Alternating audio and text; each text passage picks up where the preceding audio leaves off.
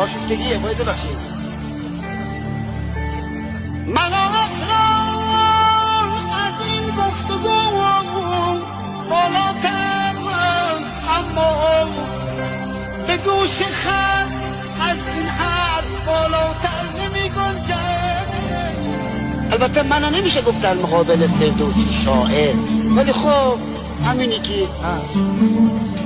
حالا که وسیله فراهم و دوستان هستن، اگر اجازه میدن یکی از غزل‌های خودمو بخوانم.